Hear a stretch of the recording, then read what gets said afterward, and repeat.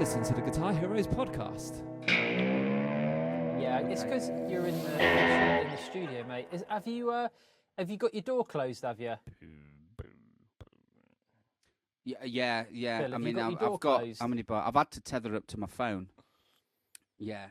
I don't want a cat coming in pissing in the studio. Yeah.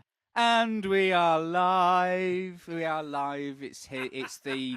That's Stephen Hawkins. It was, yes. There's something weird going on with Zoom tonight. Phil, you came through then like. Did I really? Oh, You but did. nobody's going to know that because we're recording separately. So Of course. Oh, You yeah, sound no one will know that. pristine. So. Okay, so let me do this then. That's Lee an Williams, hello. improvement. I have not got a clue what's going on. Do you know what? This podcast has just gone downhill fast. Hello, Chris Taylor. What's he doing? Oh, he's having a slow. He's got. What are you drinking, Chris? Can Chris I'm hear drinking a us? port. I was Port. saving this for Christmas, but as this seems to be a special episode number 20. Oh, you ruined it, 20. Chris. I Wow. was going to say that. God Oh, damn. I'm sorry. Ah. Delete that. How are you doing, Chris? I'm all right. That's the one note I had for tonight. and You've ruined Oh it. no. Lessons Oh, with no. Lee. Well, This is episode number 20. Yeah. So we've got a special guest on. He's been on here before. It is the wondrous, the talented. I hope he's got something to make some noise with. I think he has there. The wondrous Mr. Allan Varnfield. Hello. Hello, Al. How are we doing, guys? Yeah, very Hello. good. We are good. Nice to see your face on this Zoom thingy that we've got glitching every 2 seconds. Nice to have you back, Al. Oh, it's nice to be back. What episode was I on? 3, I think. 3 or 4? Yeah, Something I like think it that. was Yeah, 3. yeah, think Something it like was that. 3. And here we are, yeah. episode 20. Oh, I wasn't allowed to Yeah, say that, was I?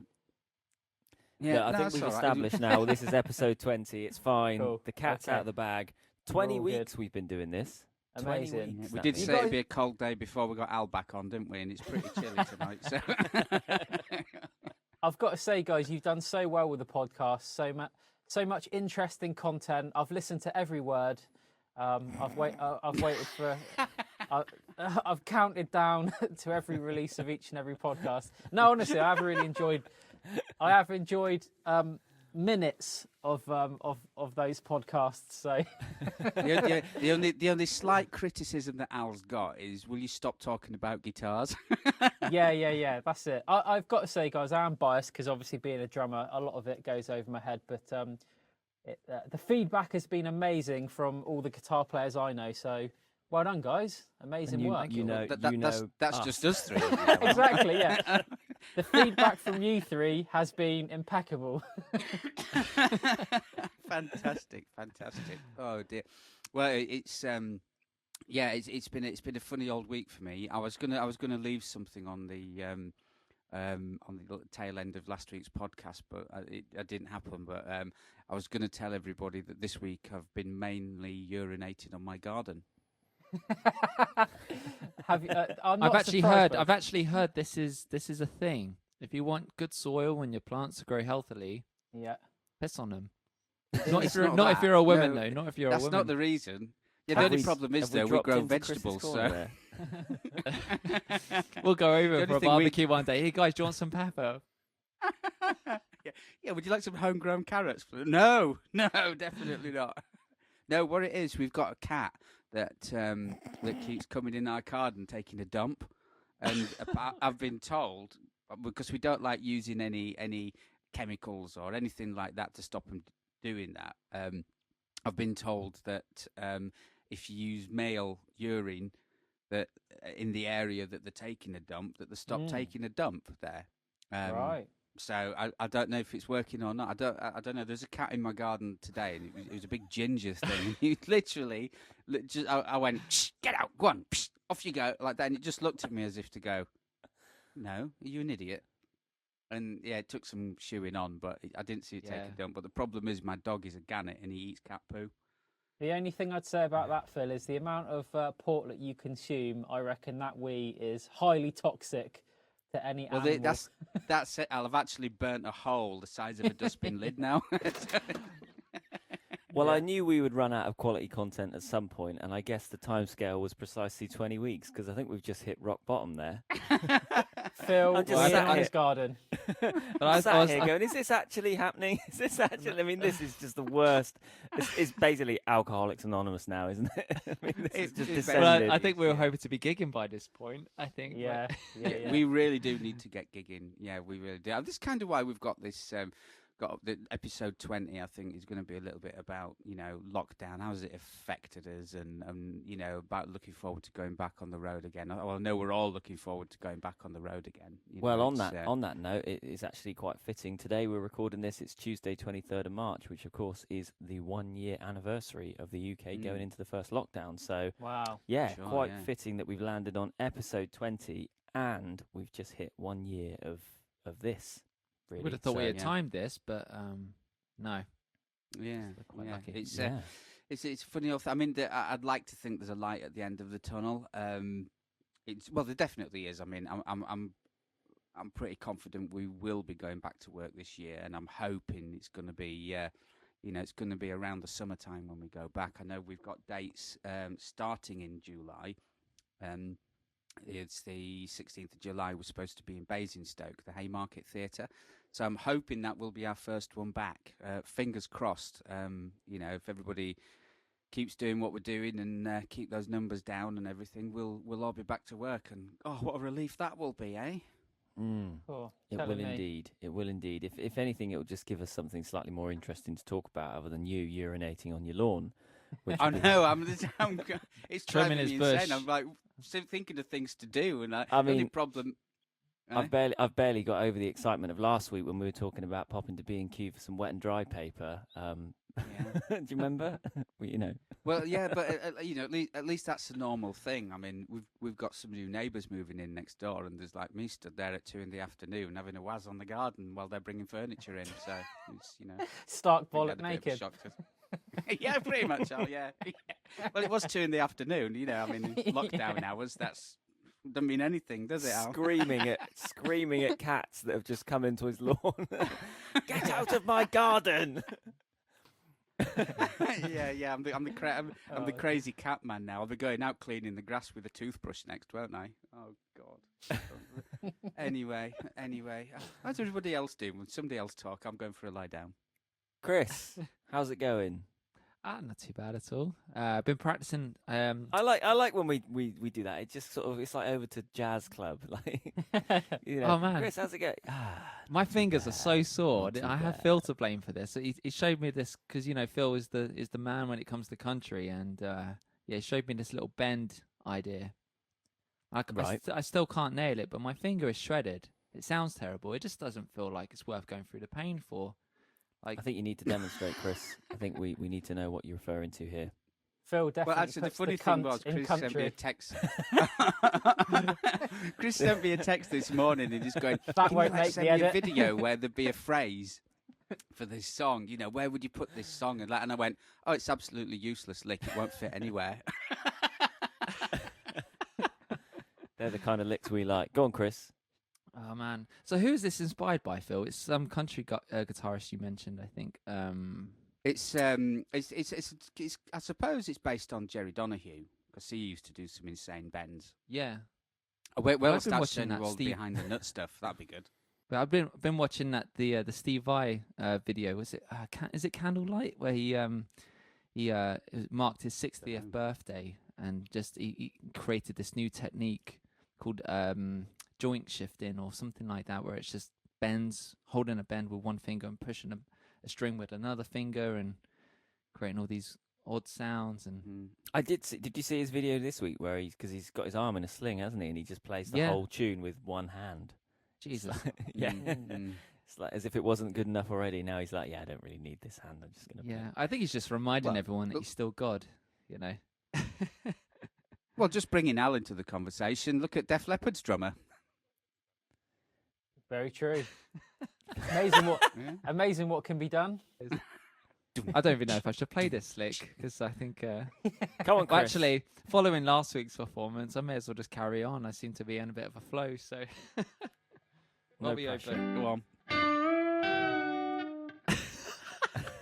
What was that?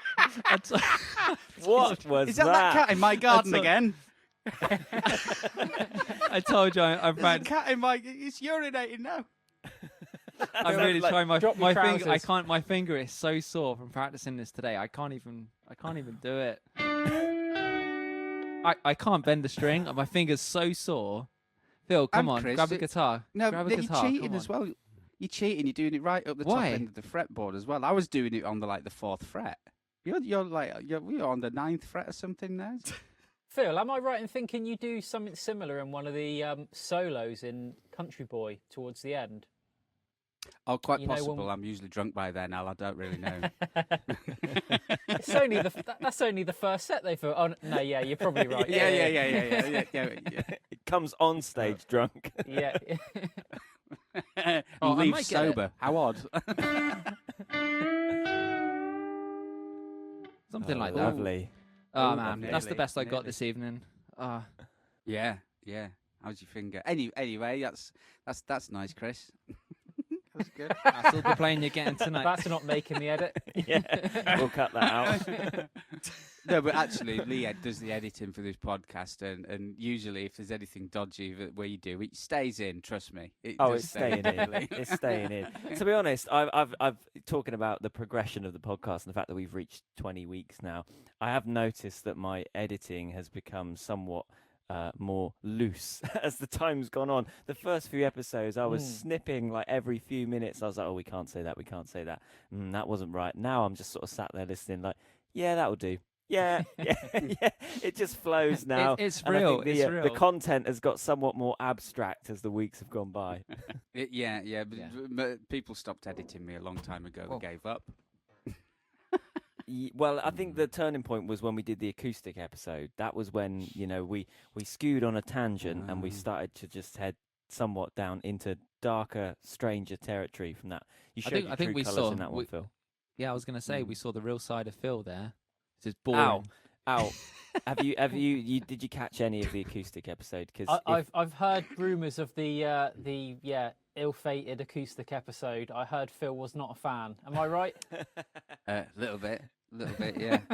I was talking to Lee earlier today, and I was telling him about a friend of mine who's just done a bit of trading with some acoustic guitars. He's cut a long story short. He's an acoustic player. He like John Denver, James Taylor, or that sort of thing that he's really into. And he's got some really expensive acoustic guitars. And he's just done a deal, and he's got rid of 2 of my favourite acoustic guitars that this guy's. In fact, probably 2 of my favourite acoustic guitars. He's just got rid of a Lonnie Donegan, a Martin Lonnie Donegan guitar, which I just. That almost turned me, that guitar. It was a beautiful guitar. And remember a few podcasts ago, I was talking about the Gibson acoustic that I just said is the best sounding acoustic. He's got Was rid that of the that. J45? yeah, that's the one. He's a J45 limited edition custom shop thing. He's got rid of it. I was like, no, it's the best acoustic I've ever. So now I don't have anything now that I'm interested in, just apart from Port. That's it. To be honest. Yeah. Anyway, we've got our little Allan Varnfield sat there, looking looking like a coiled spring, poised, ready. looking all cute. He's ready to go. He's ready. Now, Al's had you've had quite an interesting lockdown, haven't you, Al? To say the least. You could say that again, mate. Tale of two halves, you might say. Yeah, First half being quite enjoyable in kind of. Can I just say, Al? Sorry, if anybody's tuning into this podcast and for the first time without listening to any others, Allan is our drummer in the Story of Guitar Heroes. So he's a paid up, fully fledged member of the crew. Is Al? So anybody who hasn't listened to any other podcast, I'm a member of the band. I'm not a competition winner, ladies and gents. This isn't a phone-in. Yeah. And now over to line 2, where we've got Alan from Bromsgrove. I just know nothing about guitars, so normally I'm not allowed on. But yeah, they invited me on. So anyway, lockdown, guys. Tale of two halves. First half, and I'm sure you guys will all agree, was kind of like a bit of a sort of quite an enjoyable period, really, in some ways, an opportunity to stop and reflect. You know, we've all spent a lot of time on the road, and at this point, I'm seeing Phil down port directly from a bottle. Anyway, moving on. I told you this is what's happened now. Phil's just swigging port from the bottle. He gets through a bottle a week now with us. Yeah, he's done away with the glass. That's too much trouble, isn't it? So yeah, well, saves washing up.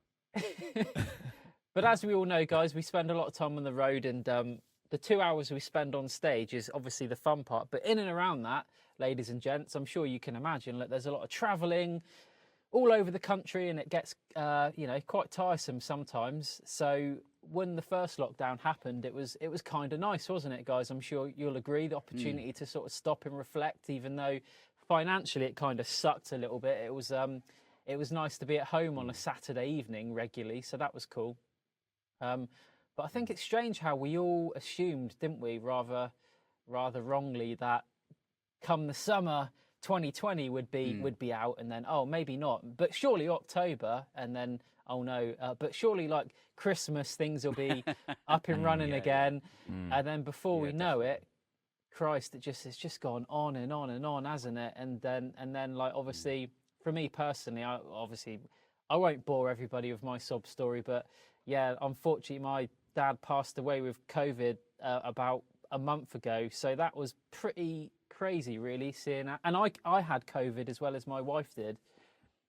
So having gone from knowing nobody who had it personally, and it being merely an inconvenience to our career and something you just assume will be a funny tale to tell in a few years' time, suddenly like I've got it, the wife's got it, my dad's got it, then he's in intensive care, and then, oh God, it just went crazy. So yeah, unfortunately for our family, it's going to be one of those where we'll look back on this period forever with like, oh God, that was awful.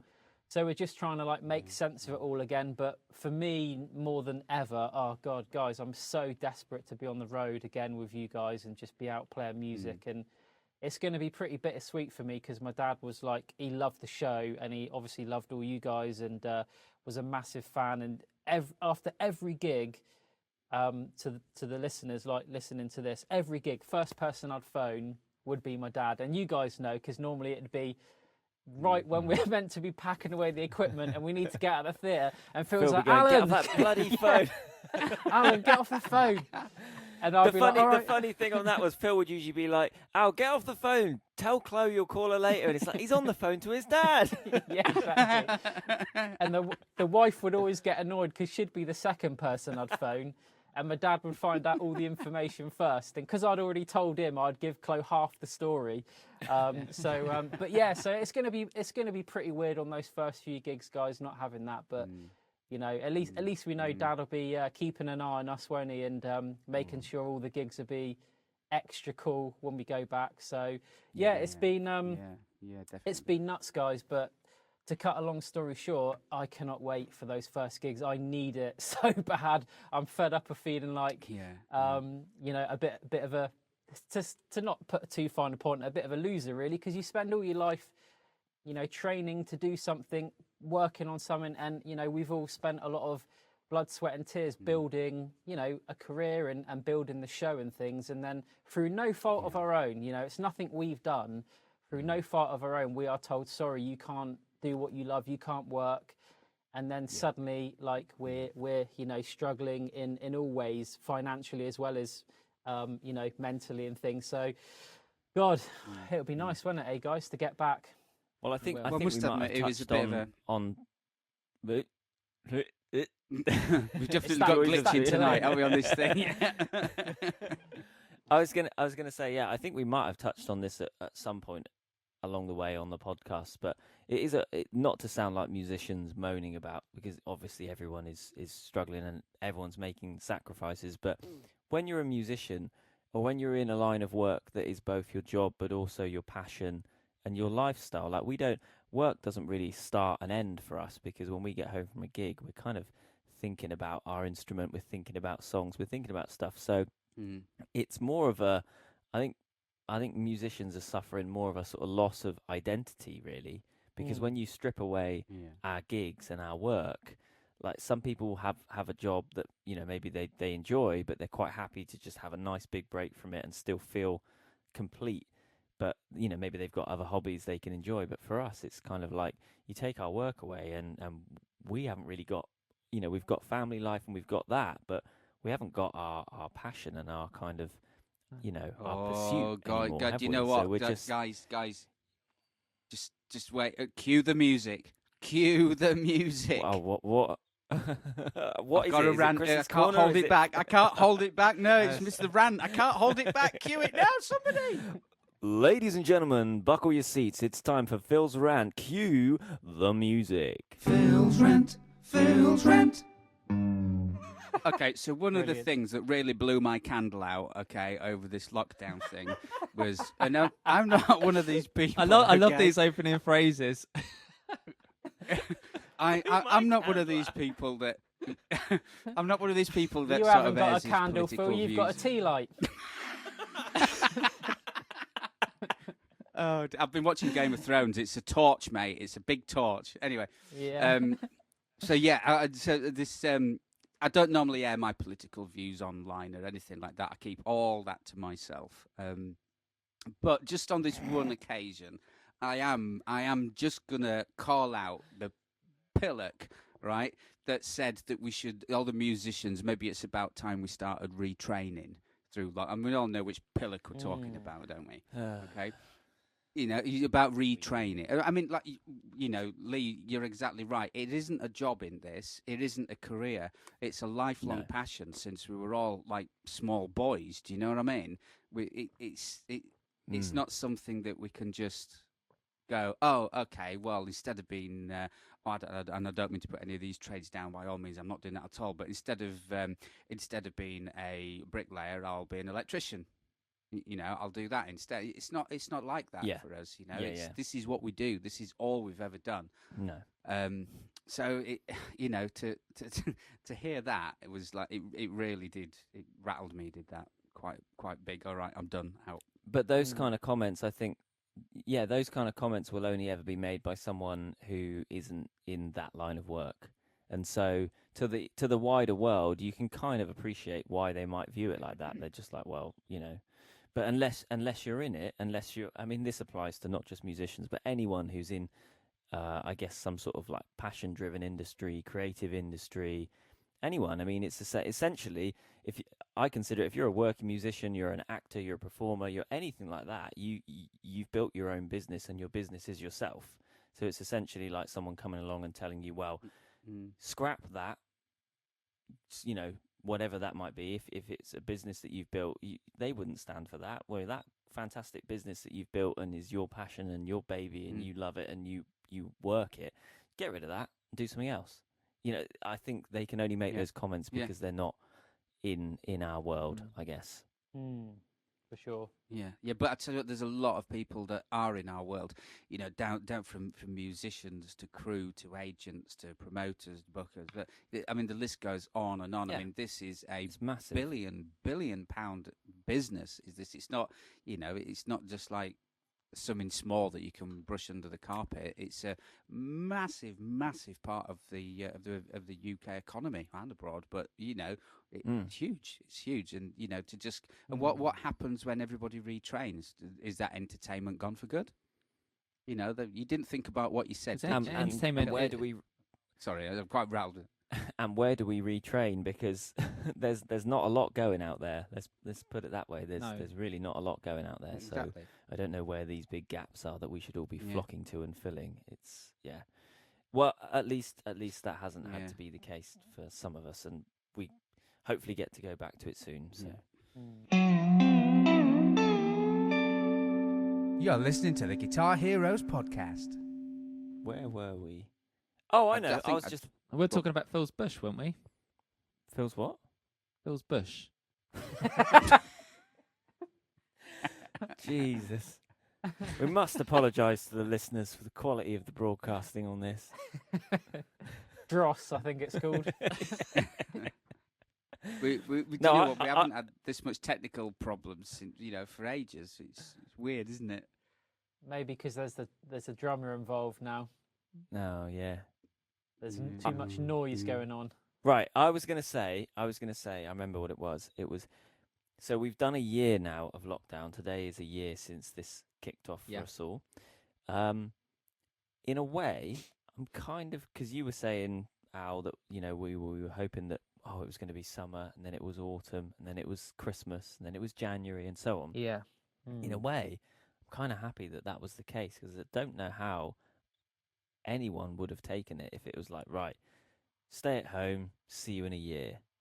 Do you know what I mean? Like, we've done a year now, but that almost as annoying as it's been to have that carrot dangled, I think that certainly in the first lockdown and that first bit where it was a little bit more, unknown to everyone what was going on, that kind of like, we'll review it in a few weeks, and then another few weeks, and it was kind of like what kept handed to us in little periods, wouldn't it? I think if they had said you've got a year off, I don't know if we would have approached this very differently, whether this would still be a thing, whether this podcast would even happen. It's not really a year off, though, is it? It's like you've got a year locked up. Like, I just don't know how you would be counting down a year then, whereas at least we've kind of been counting down, a month or 6 weeks or whatever, and then hoping, fair enough, it's maybe not panned out, and it's been like, right, we need to do another 6 weeks, but at least that little nugget of hope has been there to kind of drag us through it all.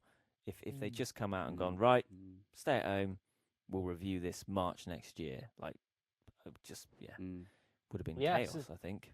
It's an interesting point. I've never really considered it like that, and I guess, I guess it probably has helped in a certain way.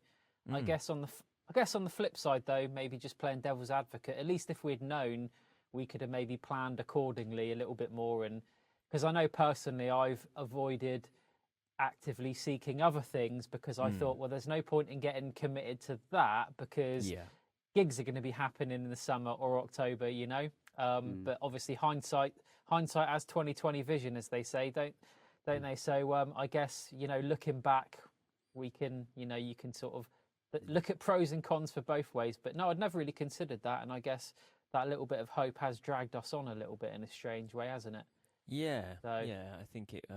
But yeah, you're right. There are definitely pros and cons. We could have planned and we could have rationed and, done what we could with finances and resources. And it's interesting. It's weird now. Now's going to be the most annoying time, I think, once we come out of this in terms of like the conversation and the media, because it's just going to be all over, like looking back and what we could have done and ifs and buts. And it's just like, just irrelevant. You just kind of wish like, right, just draw a line in it there. Like, let's not. We don't need the media just circling it round and regurgitating everything for another 5 years, but they're going to.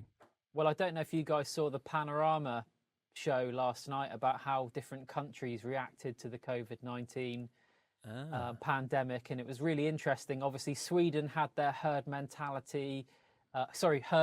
immunity approach. Obviously New Zealand and Australia, well documented, and even South Korea, how they approached it. Versus Britain, and how late we were acting on all the different pieces of advice, how the debacle of the NHS track and trace system and all sorts of things. But like you say, even for me, like having been like personally affected as much as you possibly can be, it's easy. I think it would be easy to fall into bitterness about all the different things that have happened and not happened. But I think you're right, Lee. I think at some point you've got to just say, look, what's happened has happened. Let's crack on. There's nothing we can do now to change it. And everybody was kind of trying to do their best, you hope, in the moment, weren't they? Even though you can't help but feel that some politicians were trying to line pockets and things. But that's another debate for another day. I think that's definitely the case, and it's the sad reality of it, and I think that's the sad reality of our politics and our government. And we got really highbrow really quick here, didn't we? I'm just listening to this conversation. This is not our usual. Chris, play a jazz chord, quick! Bring us back on topic. Play that bend again, Chris. Yeah. Can I just ask? The chord that's featured in Chris's corner? Is that supposed to sound like that, Chris? We're not sure with you anymore. Is it? No, it's the port, isn't it? Normally I'm more like... Thing is, Chris... Shit, that's not even right. What the hell's going on The Chinese gave us COVID and you gave us that bend. Things can't get much worse. Yeah.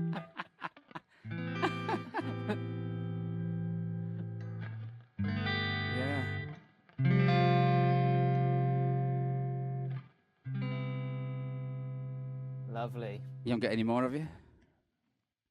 I got a little bit more. Always got more in the bag. Save it. Always Save got- it for another episode. Save it for another episode. Oh, dear. Al, last week Yes, we were mate. talking about female guitar players. I just like coming on from there a little bit. What do you think of female drummers? I've got my. I think I said last week, and no doubt you haven't listened to last week's episode anyway, so it doesn't matter. But I think one of my favourite female drummers is Hannah Welton. She used to play in one of Prince's bands. What are your ideas on that? Which have you got a favourite female drummer as well as John Bonham? Well, I think the classic female drummer everyone looks to, kind of like the Maradona of female drummers, if you will, would be Sheila E. Of course, Prince drummer and percussionist as well. She's right. incredible. She's really, really good. And Cindy Blackman, another great drummer. I believe she played with Lenny Kravitz, I think. Lenny Kravitz, Did yeah, she? yeah. Yeah. Was did, she the yeah. drummer on Are You Gonna Go My Way? Great Yeah. guitar She riff really, song. really, Yeah. yeah. So yeah, obviously amazing, really, really good. And I was lucky enough to go to uni with a couple of really good female players who are doing really good things now. So yeah, it's awesome. Yeah. I was going to say you kind of you almost single female drummers or female guitar players and that, but I think it's there are a lot more of them now than there used to be. Like we discussed on last week's podcast, and it's almost like we're almost being sexist by who's your favourite female drummer. It's almost like you're singling out, but we're not. We're just trying to give them more credit and saying come on, this isn't a male-dominated business anymore. It's let's get this equal type thing.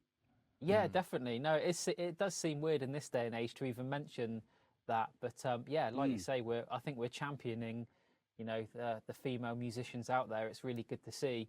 I know I've got plenty of female students. I love teaching, like all the young girls that come in and start learning, and even the adult ladies. They're just fantastic. They concentrate so much more. I know I'm being kind of, what's the word for this? I'm using it's positive discrimination. Would that be the right way?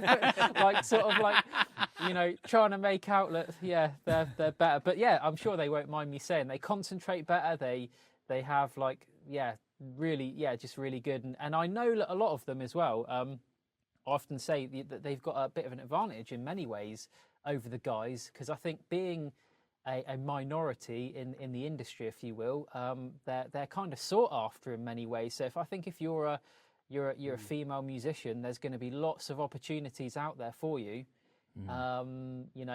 Which is only a good thing, really, isn't it? So yeah. I was actually watching a really cool female guitarist. It's the old delay again. Yeah. I was checking Phil, out a really cool... I think you need to put your hand up when you want to talk. Yeah. You do that, Phil, and I'll wrap it 2 up. minutes later. Yeah. I was going to say, guys, I was checking out a really cool female guitarist on Instagram today who I think is tearing it up. Joanna Connor is the name. Joanna Connor. Do you know this lady? Have you checked her out? No. You know the No, blues we player? No, I don't. I think I'm Joanna. just going to my phone now. 1 minute. Joe Bonamassa. Maybe I've read the wrong name. Oh, yeah. Did Joe produce her latest album? Yes. Yeah. I think she's awesome. She's epic. Yeah. What do you guys think? Yeah, no, I am familiar with. If you listen to last week's episode, I had a bit of a rant. I have to admit, I don't normally rant, but I did have a bit of a rant about a new wave of influencer guitarists and drummers, actually. Yeah. But she's definitely she's a legit musician.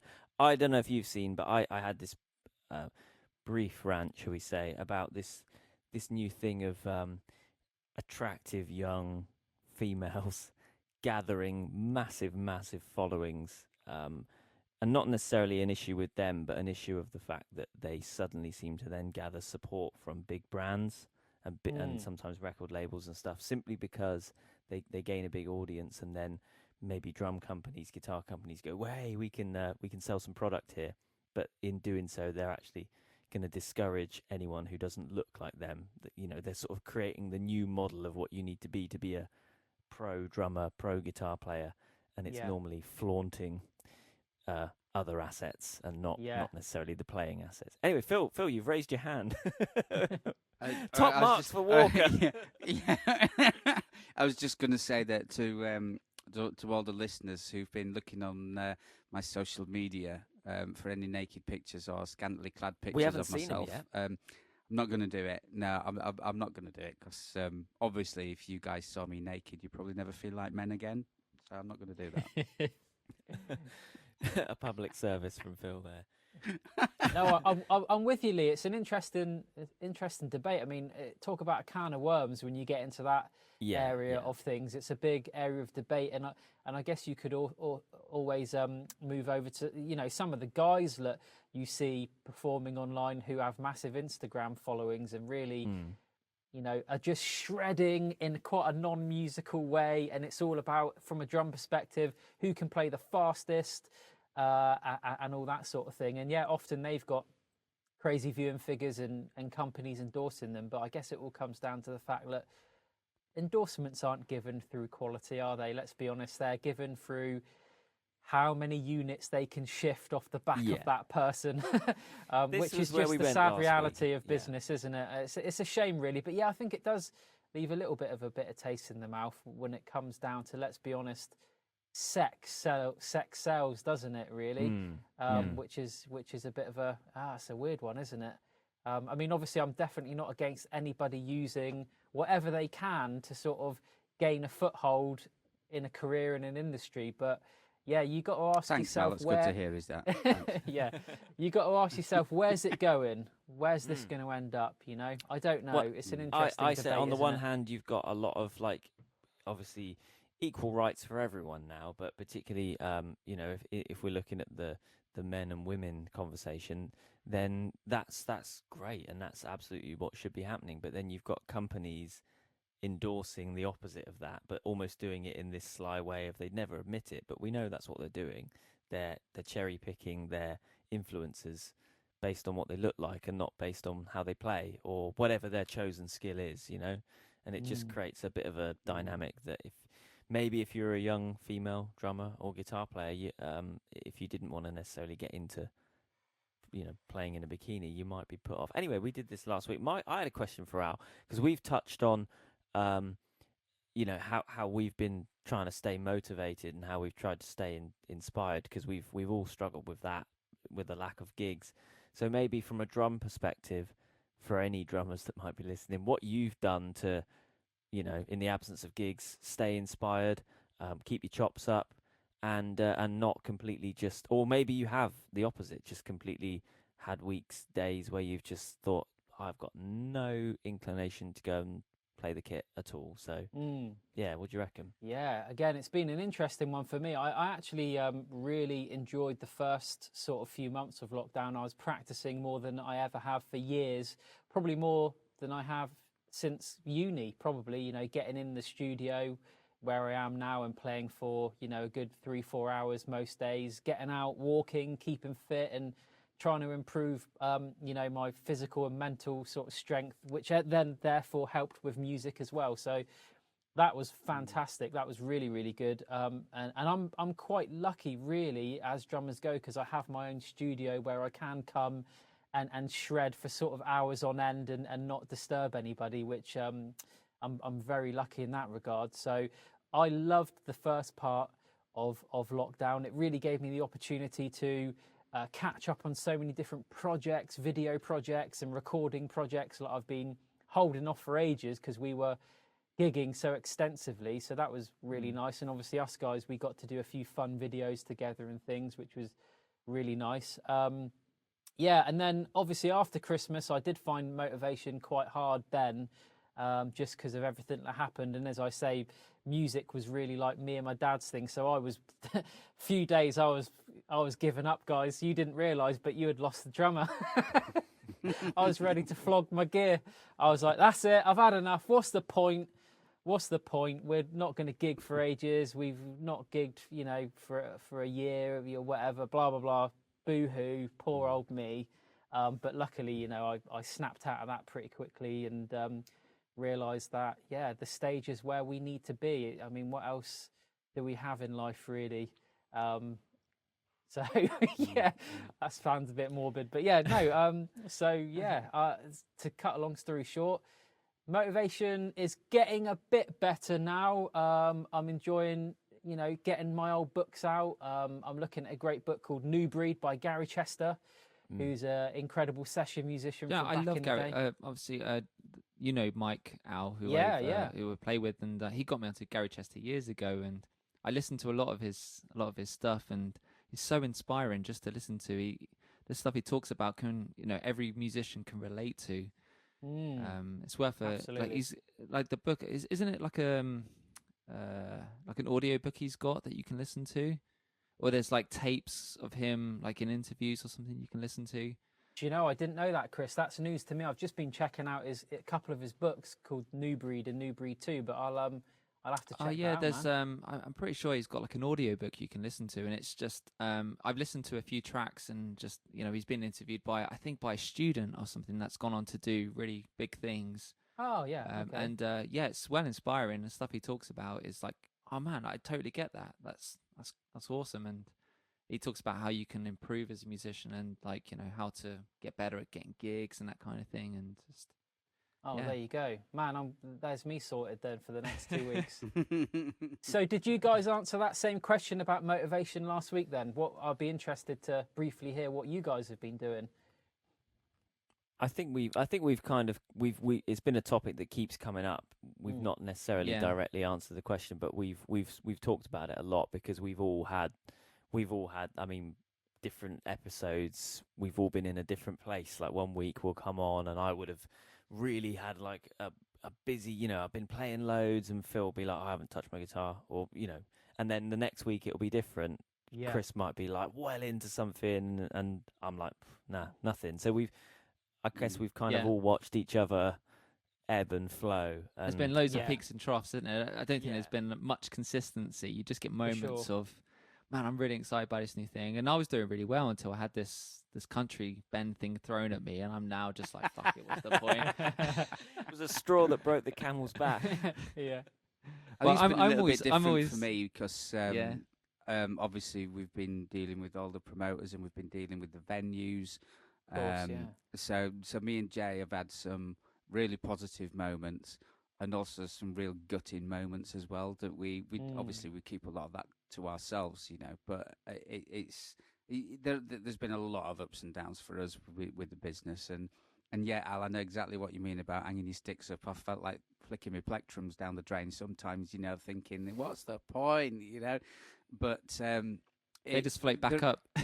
Yeah, they would. Yeah, but there is a point. There is a point, and I think everybody in this lockdown at some point, whether you've had loss or whether you've just been bored, there's been points where I think everybody has probably thought, what's the point? Yeah, for sure. Yeah, do you know, in moments like that, I refer, there's one DVD I always watch. When I used to practice when I was at school, I'd watch this one family DVD. show, Chris.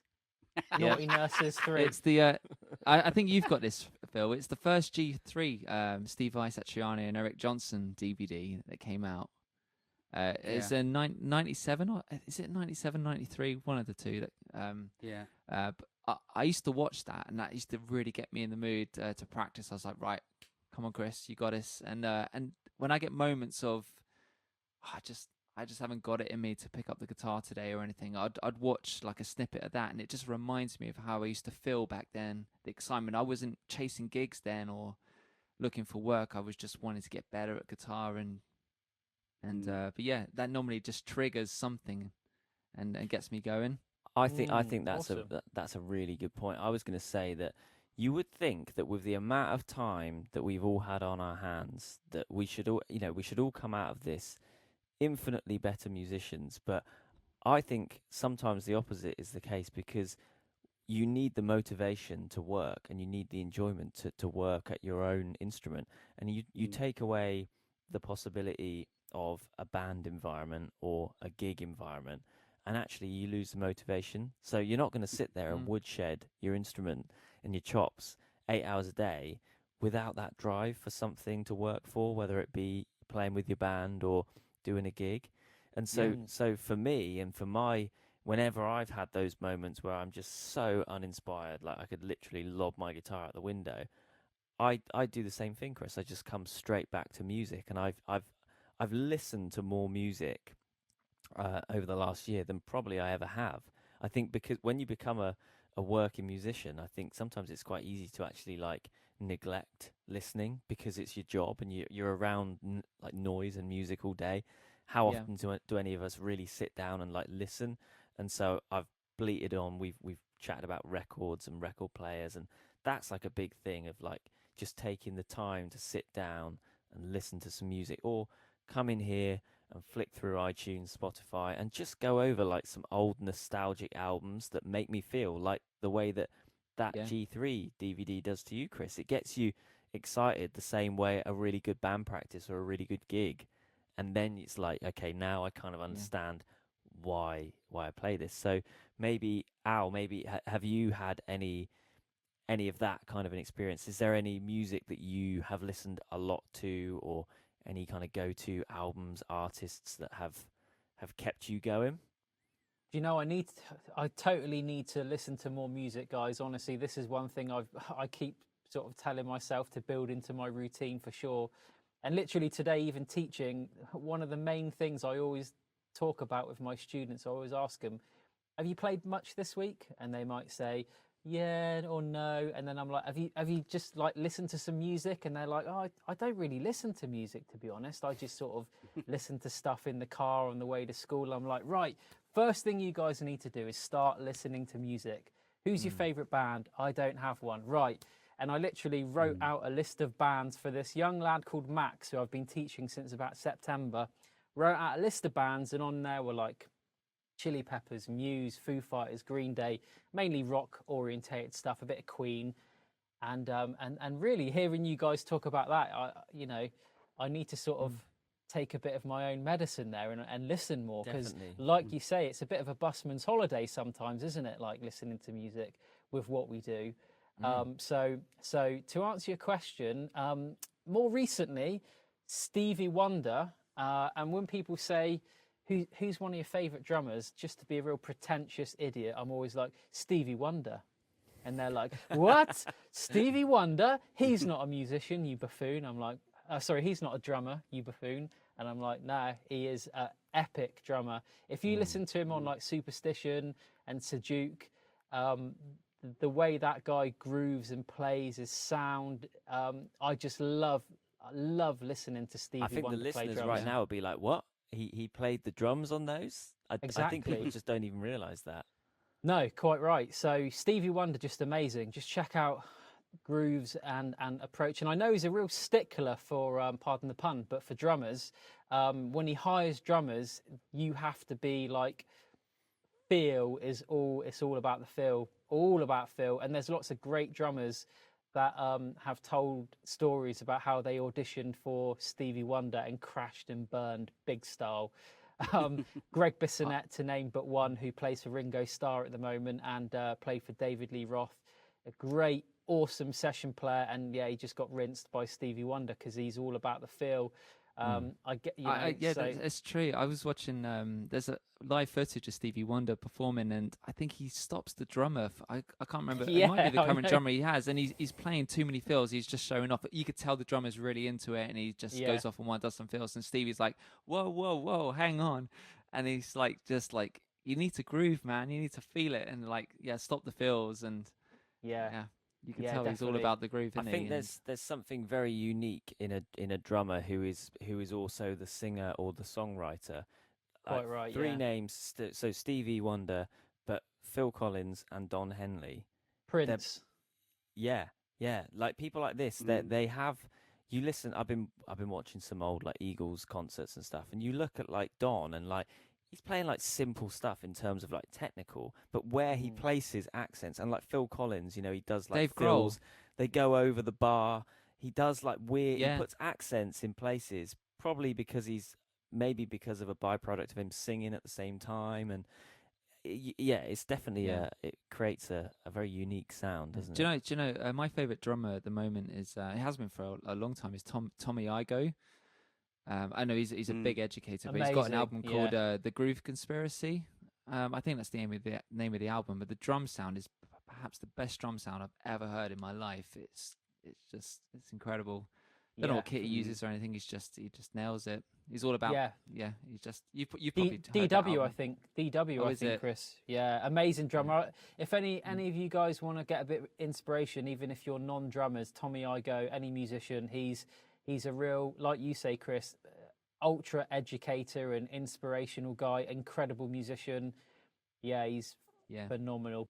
I remember watching a bit of footage with Tommy Igoe, and he said he had a class. It was a master class that he was doing. There was probably 20 people in the audience, and he said how many colours do you think you can get from hitting the hi-hat? And like what 5 or 6? He goes, a bazillion.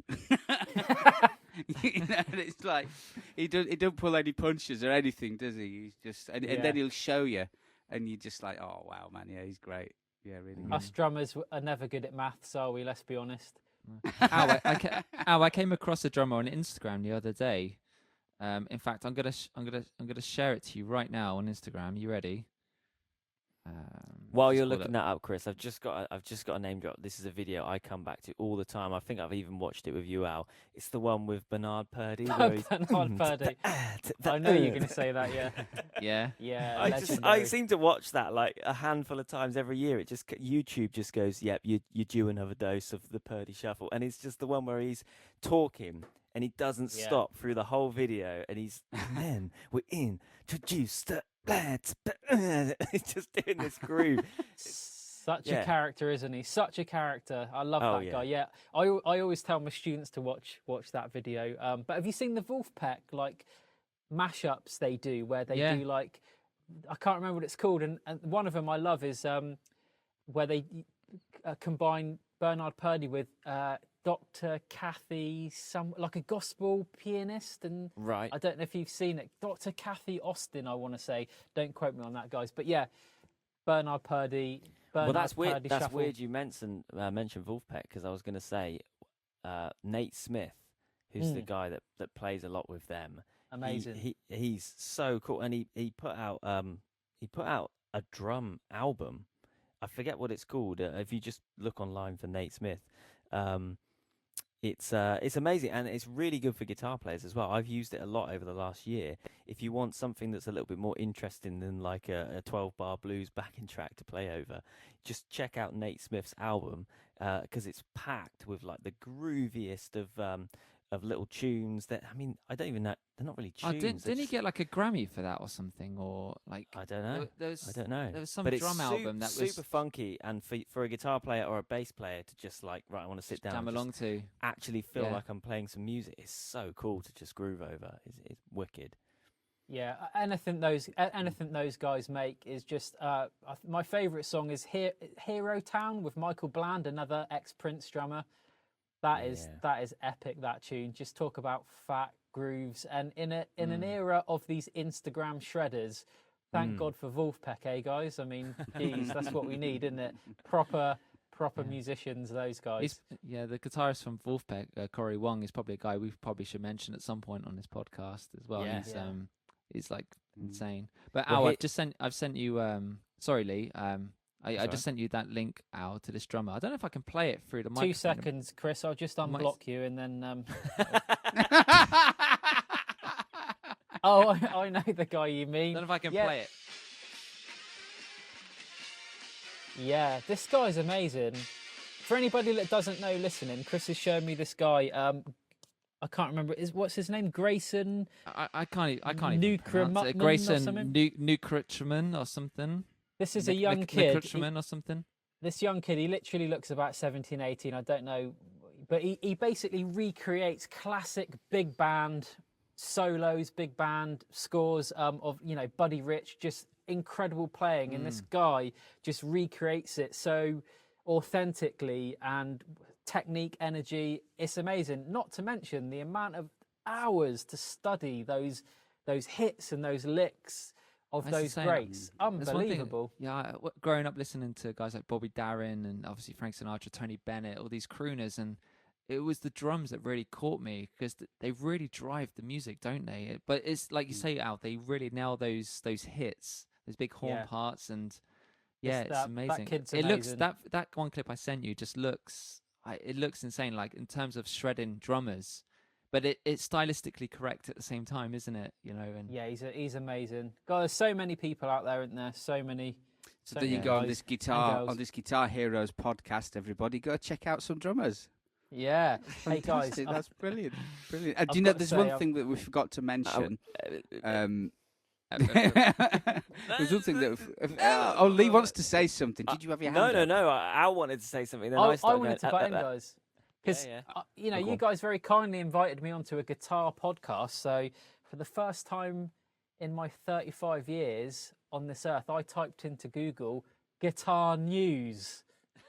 Oh, here we go. Oh my God, is this going to be a Lessons with Al? For the listeners, I am holding up 3 sheets of A4 paper. They are fully packed, but the font is quite large. So wait, could we cue some music for this section? This is called. I don't even. We don't have any music. I'll have a little play. You know I like making a jingle. I'm up for that. And give us a name for it as well. I was thinking of calling this segment After Dark with Alan. Okay. I don't know why. Lee, cue the music. Okay, well, here we have Guitar Heroes exclusive. It's time for the somewhat questionably titled After Dark with Alan. Cue the music.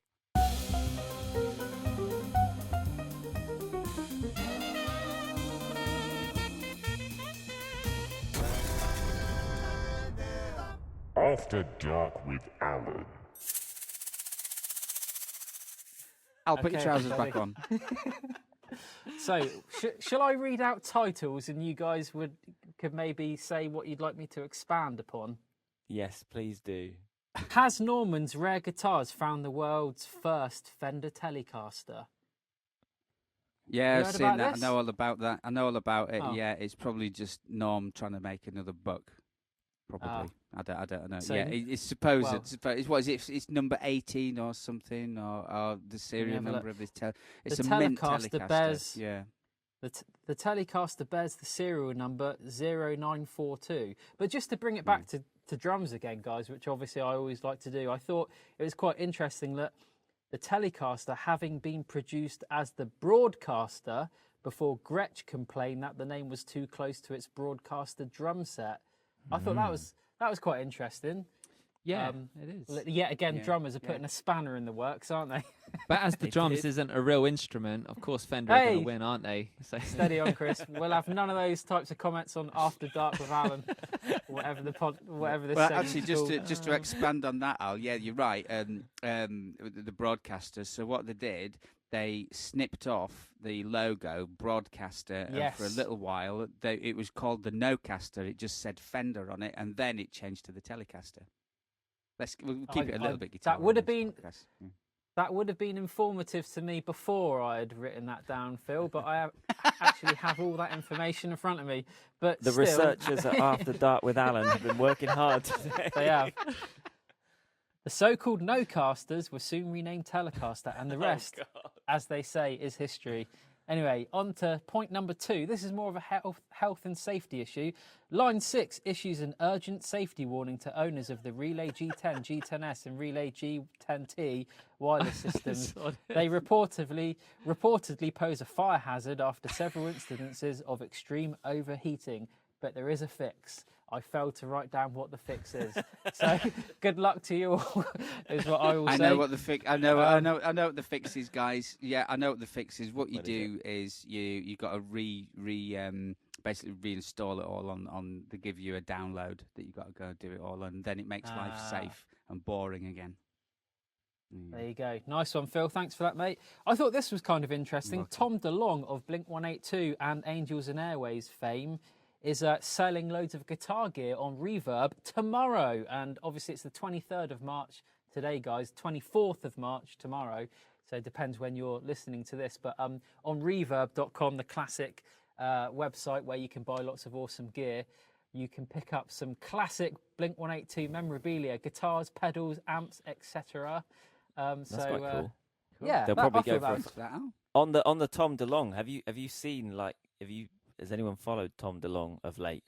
Yeah, Have you seen where he's at? He's set up that academy to the stars, and he's like full on into like extraterrestrial investigation, God, yeah. space. Like he's just space mad, and he's actually getting like sort of government like collaboration and stuff, isn't he? It's like it's a proper legitimate thing, and he's I think alongside making a new album, he's actually looking for ET. So a few years ago, he was mocked, wasn't he? But I think now he's actually legitimate, isn't he? With sort of government clearance that he gets and things. Yeah. It's pretty nuts, isn't it? For anyone out there, check out his podcast with Joe Rogan, and I think you'll be pretty blown away by what he comes out with on that. It's quite interesting.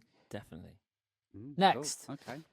Yes. Gibson unveils the Les Paul 70s Deluxe. The Pete Townsend and Scott Gorman favourite returns for 2021. Is that interesting? Is that Scott Gorham or Scott Gorman? Did I say Gorman? You said Gorman. Gorham. I don't know where you got your news sources. Oh, blimey. Where are you getting your information from? It Facebook. auto-corrected. I thought this was kind of a cool one next. Lemmy, obviously the classic frontman, bass player of Motorhead. Lemmy's ashes have been put into bullets and given to his friends. I thought that was kind of interesting. You can see the picture online. They've put him into these silver bullets with Lemmy written on, and then everyone Brilliant. Who he loved got them as a bit of a surprise. So that's kind of cool. This one, guys. This is the top of the tree. Looking for a new ukulele at a bargain price? We've got good news for you. The Uke 12 might sound like an age classification rating on a film, but it's actually one of Harley Benton's new superb value soprano ukuleles. And that's all I'll say on that one. I can only apologise to the listeners at home. Don't worry. I mean, we've had him on twice now, so we won't be seeing him There won't be a for third while. time. Hey, this is a good one, guys. I almost piped up with this, but I thought I'd save it for After Dark with Alan. You guys are on about Steve Vai playing one-handed. Steve Vai to join Patreon. Here's what supporters will get for £5 a month. There's another unique way. Steve Vai actually says the pandemic changed much of the way many of us conduct our business, especially musicians. So trying to find other avenues to earn income for even top established incredible legends like Steve Vai. He's looking at things like Patreon for you guys that might not have come across it. It's a website where I know you guys might have, but the listeners more, where you can subscribe and essentially pay a monthly fee and get exclusive content. Am I right, guys? Is that the right way? Yeah, of like kind if of you describing follow it? like a guitarist or something, well, specifically a guitarist on YouTube, and they got tablature for a performance they've done or something that you want to learn, it most likely be on their Patreon page. And I think it just helps YouTubers, especially with content, keep providing content, and it's definitely a great way to make a little bit of extra money, isn't it? For sure, but even Steve Vai's using it, and $5 a month, guys, you can see exclusive What do we get, content. Al? Tell us, what do we get? Let's see, what does he say? With this in mind, I'm Ukulele excited to give more attention to online formats such as Patreon, where I can communicate with those interested and offer unique items and experiences that keep us connected. So I presume he's doing, like you guys were saying, the one-handed thing he did, and various little things. So that's kind of cool, I thought. Guys, this might have to be another episode, but I think we need to become goat hunters. What do I mean by goat? Well, of course, greatest of all time. Oh. Have you heard this expression before? Yeah. So yeah. Who are the goats of music, guys? Who are the goats of guitar, drums, bass, vocals? Who would our super group be if we could choose 4 members to create the greatest band of all time? I'm going to jump in straight away. The absolute number one drummer, greatest of all time, John Bonham. The greatest guitar player of all time, Jimmy Page. The greatest bass player of all time, John Paul Jones. And the greatest singer of all time, Robert Plant, lo and behold, Led Zeppelin, they were born a supergroup. No, to be fair, I'd probably have Freddie Mercury in my supergroup, to be fair. And bass player, I'll probably go John Paul Jones just because of his bass playing and organ skills. But I would be up for, I could be swayed on that one. And obviously Phil Walker on lead guitar. Phil Walker, Chris Taylor on bends. I'm on catering. Lee on catering. Me as drum tech and ukulele. But yeah, maybe that could be a good topic of conversation one day, guys. Anyway, definitely. page number 3. This is this the final page, Al? Because I'm looking at this podcast. It's been going on about 5 hours so far. So no, to be fair, I haven't got a third page. I actually just printed off specifications for my Geddy Lee bass, just in case you guys queried me on it. So it's got a maple neck. I was really curious go about on, just that. read the specs out, please. Just read them out. No, hang on a minute, guys. Hang on. Just something that I've always been curious about, and that is, what are the specifications on Geddy Lee's bass? Oh, well, funny you should ask, Phil. Okay. Body shape. Oh, no, that's not of interest. Body material. Older. I've never heard of this wood before. Older. I thought it was a joke. Dear. It's part of the birch family, I'm told. Is this a classic guitar wood? This is the mainstay wood for Fender guitars. Yeah. Wow. Most Fenders are older. Yes. Really? Okay. Yep. So Al's not used to that because Al's used to drums, and the most common wood in drum kits is composite. Chipboard. Plywood, yeah. So why would older not be? I'm sure there's a very good reason. Is it quite a hard, dense wood? Is that why maybe it wouldn't be used? I don't know. For drums, is it not easy to bend or shape? I don't know. What would? Never tried. Is it not? Is it not apply? Because I guess drums would. I don't know. Yeah. Because you can. I think it's a historical thing. Honestly, I think a lot of this stuff just dates back to as and when they were made back in the day, and Fender set the precedent and probably used what they had in abundance at the time, and older, and the option is ash. So probably 10-20% of Fenders are ash, but most of them are older. Whereas Gibson's is mahogany. So really, those two are your core tone woods for electric guitars. Very good. We're really going to have this over every section of your bass, Al. Yeah, this needs to be a bit more snappy. This right. Let me start with Al, because I've got to tell you, the sun's coming up at the moment. It's going to be sunrise with Al. Morning glory with Al. Here we go. I've got a lot of editing on this episode, haven't I? Yeah. Neck material maple. This was funny. Fret size medium jumbo. Is that a typo? Is that a thing? The guitar players at home are just going, yeah. Right, that's weird, isn't it? Medium jumbo. Right, fair Come on, enough. for God's sake, guys, I'm running out of port. Let's wind this up. Let's have a look. Dinner's nearly ready. Bridge pickup, American vintage, single coil jazz bass. Neck pickup, American vintage, single coil jazz bass. Two of the same pickups. It's a twofer. Yeah, 2 for 1. I've done well there. Pick guard, 3-ply white, and that's all I'll say on the matter. You not mentioned the block inlays. Oh yeah, block inlays. Yeah, position inlays, block. That's what it says. Number of frets, 20. Al, honestly, mate, I can't wait to get back on the road. I love you, man. I really do. You too, mate. So for all you guitar players out there listening, you realise what a buffoon there won't be any these guys guitar have players to deal listening with. anymore, will there? We're done, I think. That's it. We've finished. We've reached 20 episodes. Thank you. That's it. We're done. Oh dear. I'm gonna wrap this episode up now because, well, to be quite frankly, I'm wasting away here. But it's been brilliant having you on. It really has. But I just we forgot one of the main things as well that's happened in your life is that you've become a dad. Yeah, I can't believe I was thinking about this. I can't believe I haven't mentioned little Harry. Yeah, so 30th of December, our Philip little Walker, boy Harry made a Varnfield. little Philip Walker, Harry Phil Varnfield. Walker. Yeah. Guy, listeners, we Phil decided to name my child after himself. He said just Philip, but I thought, no, let's go the whole hog. Let's call him Philip Walker. Let's have the whole name in there. But yeah, Harry came into the world 30th of December. It was quite a stressful 3 days for me. No, and Chloe, and the wife Chloe. She did her bit, of course. But yeah, what a whirlwind that's been, being a dad, guys. I mean, crazy. I never realised how valuable sleep was. And before Harry came along, I rather sort of arrogantly stated, I'll be okay with lack of sleep. I'm a musician. I'm used to being up all hours of the night. I think you said that on the podcast, didn't you? I seem to remember. Yeah, more than likely. Some conversation that came up. Yeah. I haven't slept for 6 years, mate.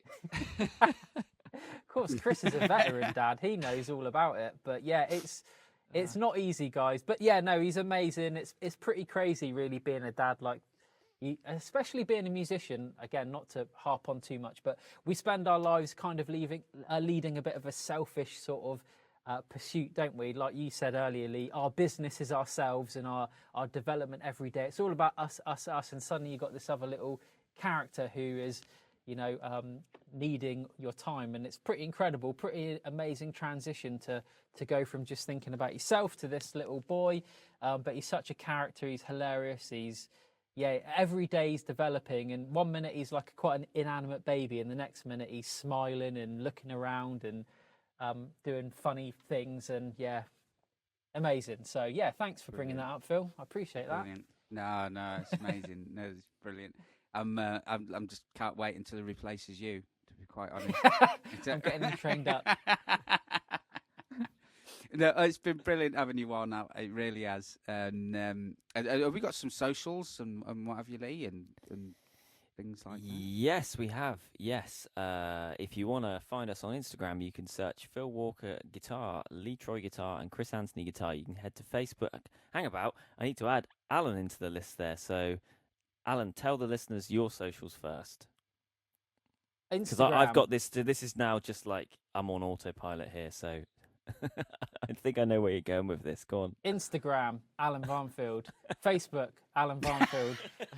TikTok, Allan Varnfield. YouTube, Allan Varnfield. Tinder, Allan Varnfield. Can you just clarify the spelling of the surname? Tinder, Allan Varnfield. Pornhub, Allan Varnfield. Grinder, Allan Varnfield. Grinder, Big Allan Varnfield. Crime Watch, Allan Varnfield. Crime Watch, Allan. All right, I'll switch back to autopilot. So to find us on Instagram, it's Phil Walker Guitar, Chris Anthony Guitar, and Lee Troy Guitar. Facebook, it's Phil Walker Guitarist, Lee Williams Guitarist, and Chris Anthony Guitar. You can search Story Guitar Heroes on Instagram and Facebook, or head to the website www.storyguitarheroes.com, or head over to YouTube where you can see some behind the scenes, potentially a video of Phil in his bikini soon. Just search Phil Walker Guitarist. There we go. Amazing. Boom, episode 20 in the bag. Thanks for having me, guys. Thank you all. Good See you night. later. Pleasure. Good night. Bye-bye.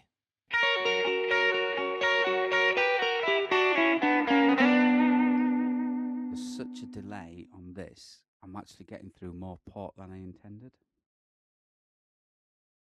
Oh well, every cloud.